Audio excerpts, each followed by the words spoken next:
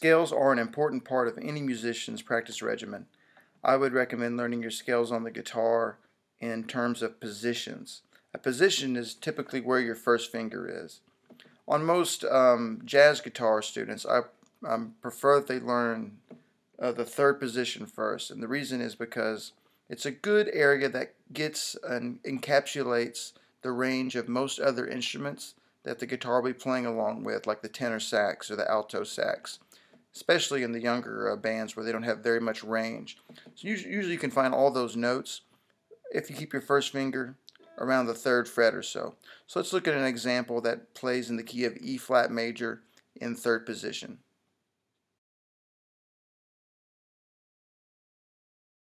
So in this first example, we have the key of E flat, which is 3 flats in the key signature: B flat, E flat, and A flat. That just simply means every time we get across a B, E, or an A, we're going to play B flat, E flat, or A flat, and all the rest of the notes will be natural. So in 3rd position, if we start on the lowest note, you'll notice that note is G. So on the 3rd fret of the E string, we have a low G, and then on the 4th fret, we have an A flat. Then on the 6th fret, here's a B flat. Then up the next string is C, a D, E flat, F, G, A flat.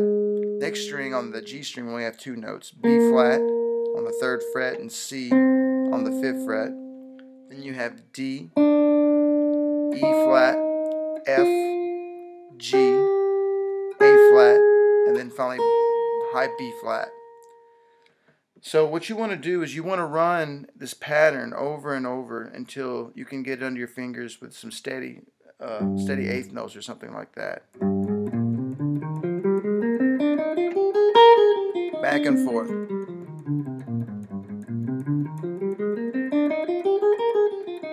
The goal here is to practice it until you don't have to think about it, until you don't have to look at the positions. So you want to keep practicing until you get some facility and some muscle memory where those notes are.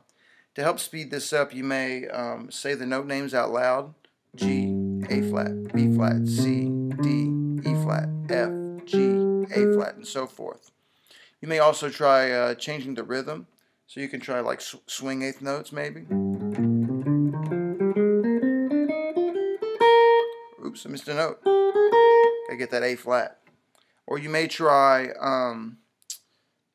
playing dotted rhythms, like a dotted 8th, then an 8th note, or a 16th note rather.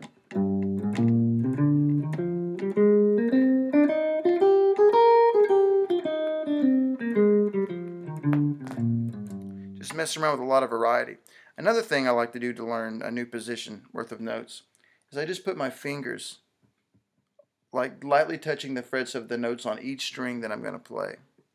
It kind of helps reinforce the shape of the pattern that I need to play. It also reminds me to keep my fingers very close to the strings as I play up and down the scale. This is important so you don't make any mistakes when the pinky especially gets too high off the fretboard. You want to keep all the fingers, especially the pinky, nice and close to the fretboard.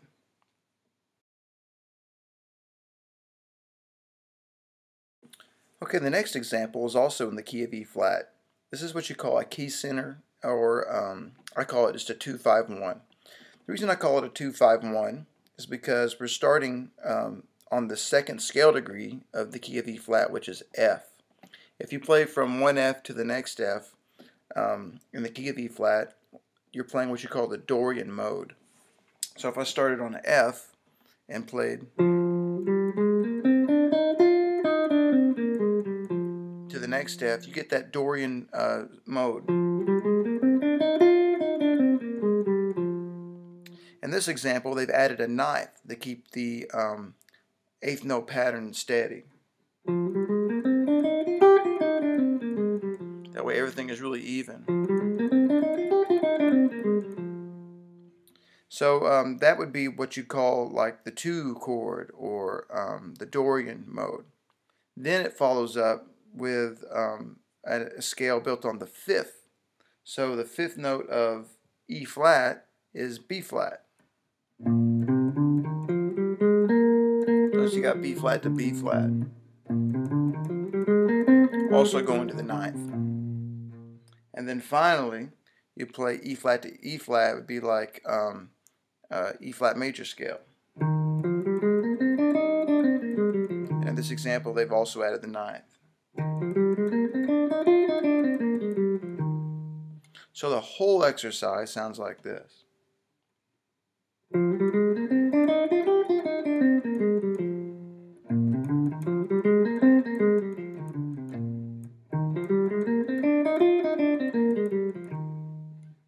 So it makes this kind of whole idea within these three scales. Another way to think about this, when you think about like the F Dorian scale, you can think maybe like a F minor 7 chord or something like that. You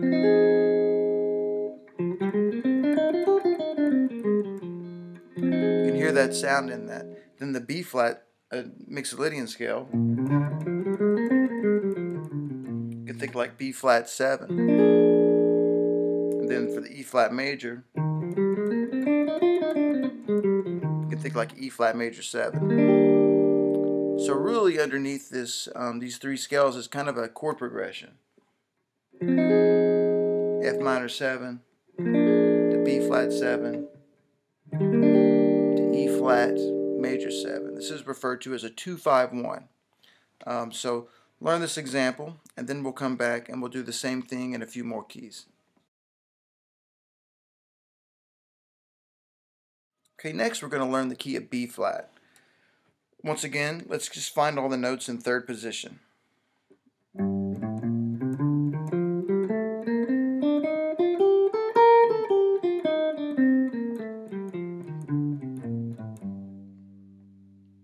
So notice now all of our A flats are now A naturals. To get the middle octave A natural, notice I had to shift down to second position for one note and then slide back up to third. Right there.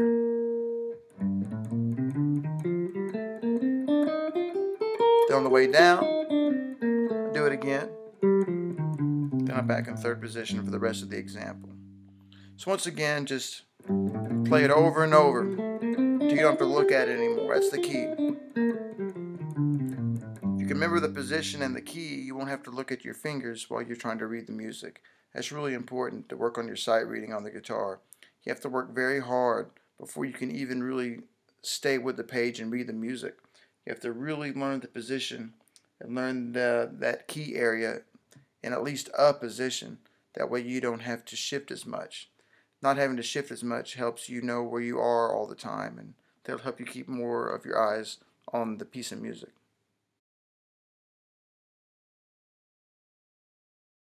Okay, now let's do the key center exercise in the key of B flat. So we'll have C Dorian, and we'll go to F Mixolydian, and then to B flat major.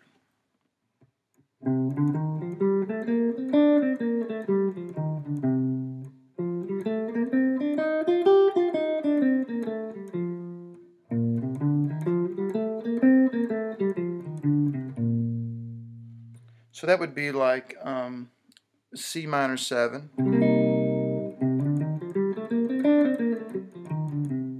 then F 7,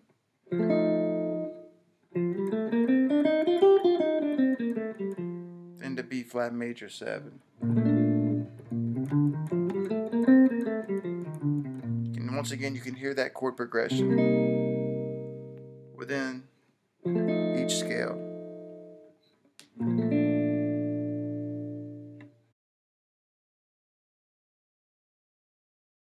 Okay, now let's learn a positional example for all the notes in the key of F major.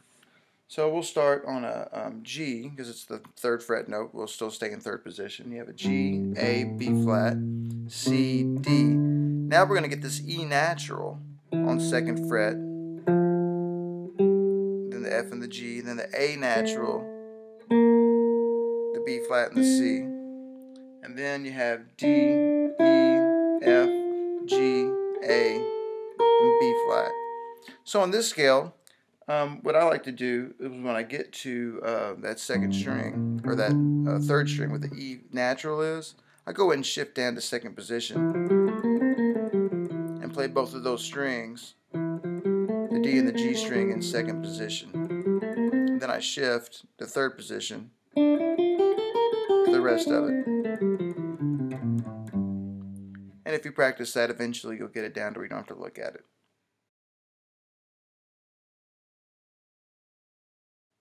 Okay, now we'll do a key center exercise in the key of F. So we'll play G Dorian, going to C Mixolydian, going to F major. So here's G Dorian.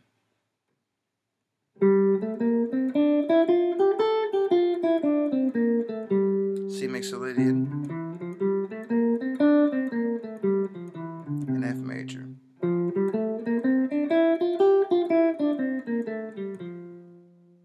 So those would outline the chords. G minor 7,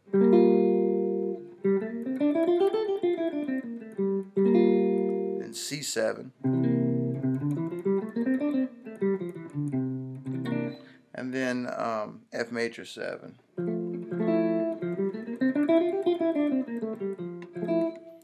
So there you go, there's another key center. And remember, the whole point of these key centers is that you're starting on the second scale degree, which is the Dorian, the fifth scale degree, which is the Mixolydian, and the 1, which is the major, the 2, 5, 1. Now your blues scales can be played all with the same pattern. It's really nice because you just have to learn one pattern and you can really play through your blues scales in a really usable kind of way. I like this pattern. Let's look at the key of E flat first. So E flat blues scale, we got E flat, G flat, A flat, A natural, B flat, D flat, and E flat.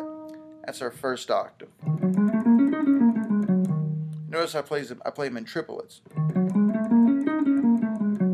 That's how you keep them all even, because there's 6 notes in the scale, so you have to play groups of 3 to keep them all, organized. Then the second octave,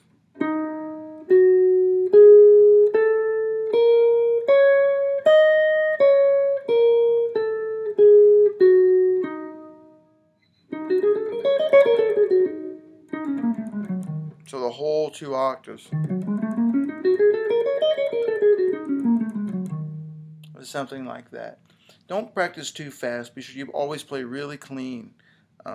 Even in the 2-5-1s, pay attention to your muting. Make sure that your right hand palm covers up the lower notes that you've already played, so you don't have ringing open low strings. And be sure that your first finger covers up higher notes that you haven't played yet. That way you always just have one note ringing at a time.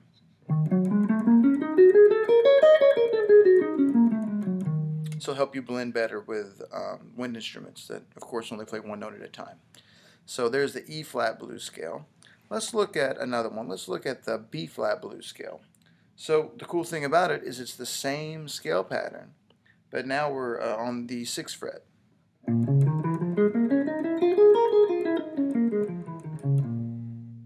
Easy. Same thing. So once you learn the pattern, you just move it around.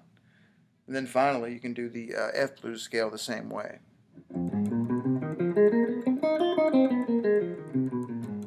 Down in first position.